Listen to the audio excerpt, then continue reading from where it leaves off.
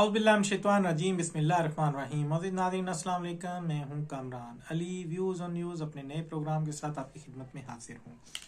अजीज़ दोस्तों, 1970 और 71 के जो वाक़यात हुए थे, जिसमें सकूत ढाका हुआ था और बांग्लादेश जो मशरक़ी पाकिस्तान था वो हमसे जुदा हुआ था, तो वो उन वाक़यात में हम तो इस दुनिया में नहीं थे। लेकिन आज जो बलूचिस्तान में हो रहा है और बलूचिस्तान से आई हुई बेबस ख़वातीन के साथ जो हो रहा है, अब हमें भी कुछ समझ में आने लग गया है कि मुल्क कैसे टूटते हैं। अजीज़ दोस्तों, महरंग बलोच एक नौजवान डॉक्टर हैं जो MBBS डॉक्टर हैं और अभी भी वो स्टूडेंट हैं, किसी स्पेशलाइजेशन में वो पढ़ रही हैं, अपनी तालीम को आगे बढ़ा रही हैं। वो कुछ ख़वातीन और नौजवानों को, जो बलूचिस्तान से 200-250 लोग हैं, उनके काफ़िले में वो इस्लामाबाद पहुंची। पहले तो उन्हें दाखिल होने से रोका गया क्योंकि उनके ऊपर ये इल्ज़ाम था कि वो किसी गैर मुल्की एजेंडे के ऊपर काम न कर रही हूँ। अजीज़ दोस्तों, उसके बाद आज उन पर वाटर कैनन का रात को इस शदीद सर्दियों में, इस्लामाबाद की ये ठठरती हुई सर्दियों में रात को 1 बजे उन बच्चों और औरतों को वाटर कैनन के साथ हाथ भिगो दिया गया और उनको इंतहाई प्रेशर के साथ पानी मारा गया ताकि वो मुंतशिर हो जाएं।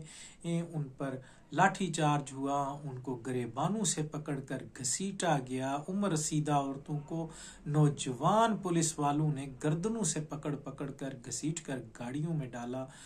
उसके बाद उनकी गिरफ्तारियां की गईं। उसके बाद जब उन्हें छोड़ने का ऑर्डर किया गया तो उसके बाद नकाब पोश लोग उनके कैंप में रात को 3-3:30 बजे दाखिल होते हैं और उनके शुरका को जो धरने में हैं प्रेस क्लब के, वहाँ पर उन पे तशद्दुद भी करते हैं और उनका साउंड सिस्टम, उनके स्पीकर उठा कर ले जाते हैं। और इस तमाम कार्रवाई में उनसे ये कोशिश होती है कि वो F9 पार्क में चले जाएं, प्रेस क्लब के सामने जो है वो ना जाएं। अब यहाँ पे अजीज दोस्तों बहुत सी चीज़ें सामने आती हैं कि एक प्रेस क्लब जो है वो पूरी दुनिया में हर जगह एक ऐसी जगह होती है कि जहाँ पर एहतजाज करना कानूनी राइट है, कि वो जो अपना एहतजाज है वो मीडिया में रिकॉर्ड कराना चाहते हैं तो नज़दीक तरीन जो प्रेस क्लब होता है वो वहाँ पर जाते हैं। और किसी कैपिटल के प्रेस क्लब में आने का मतलब वो ये होता है कि जो हालात हैं वो संजीदगी की आखिरी नौयत पर जा चुके हैं। अब इसमें महरंग बलोच को हर तरीके से ये टॉर्चर किया गया, उनके साथ आए हुए लोगों को टॉर्चर किया गया। और एक इंस्पेक्टर लेवल का आदमी जो न्याजी है उसके नाम के साथ आता, मैं उसका नाम नहीं लेना चाहूँगा, वो आकर डेली की बुनियाद पर वो टॉर्चर करता है और हर तरीके से उनको की तजलील करता है।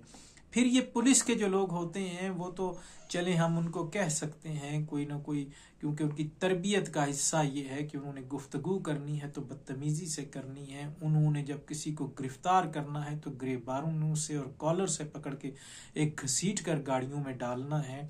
वो उसका स्टेटस भी नहीं देखते कि उस शख्स का स्टेटस क्या है।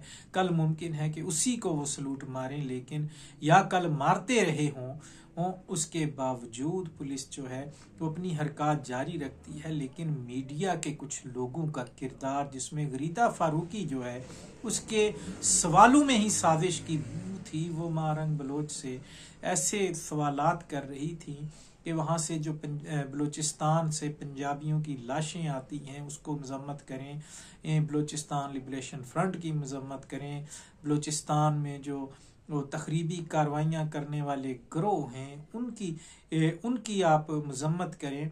महरंग बलोच एक अपना एजेंडा रखती हैं, वो उन मिसिंग पर्सन्स के साथ आई हैं, उनकी माओं बहनों और बेटियों के साथ इस्लामाबाद में दाखिल हुई हैं। उनका एजेंडा सिर्फ मिसिंग पर्सन को बरामद कराना है। वो ये तक कहती हैं कि अगर तुम लोगों ने मार भी दिए हैं तो हमें कम से कम ये बता दो कि तुमने इनको लाश का ढेर बना दिया है, हमें फिर भी तसल्ली आ जाएगी कि हमारा प्यारा अब इस दुनिया में नहीं रहा। इस एहसास के साथ जीना 12 साल 15 साल से लोग गायब हैं कि वो बंदा जो है किस हाल में होगा, किस कर्ब में होगा। इस एहसास के साथ जीना जो है वो मौत से भी बदतर जिंदगी के बराबर होता है। अब अजीज दोस्तों, गरीदा फारूकी जैसी खातून जो है वो इस तरह के सवालात करती है, तो इसमें बैरूनी एजेंडा उसके ऊपर महारंग बलोच नहीं बल्कि गरीदा फारूकी काम कर रही है। गरीदा फारूकी से अगर यही कहा जाए कि तुम बलोचिस्तान में जाकर जरा इस तरह लोगों से मजम्मत कराओ और वहां पे 10 दिन रह कर दिखाओ।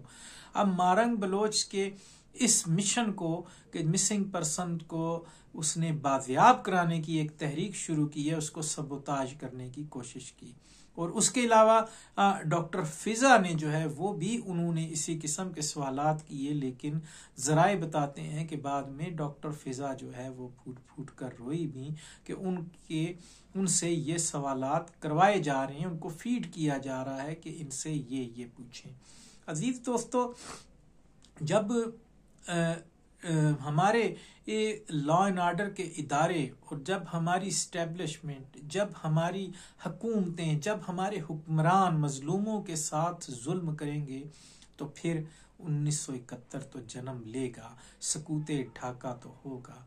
इस मुल्क की चूलें हिला के रखती हैं हमारे हुक्मरानों ने, हमारे इस मुल्क के करता धरता लोगों ने, और उसकी आवाज उठाने वालों को किस तरीके से टॉर्चर किया जाता है।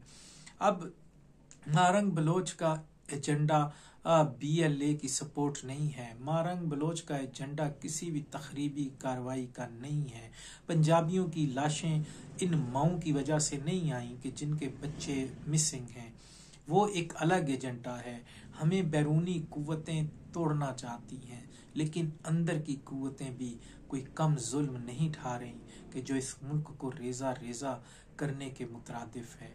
तो अजीज दोस्तों, ये थी हमारी वीडियो और इसके अंदर हमारा एक दर्द था कि हमने 1970 और 1971 के हालात नहीं देखे, लेकिन इन हालात को देखकर हम अंदाज़ा लगा सकते हैं कि पाकिस्तान दो लख्त क्यों हुआ था।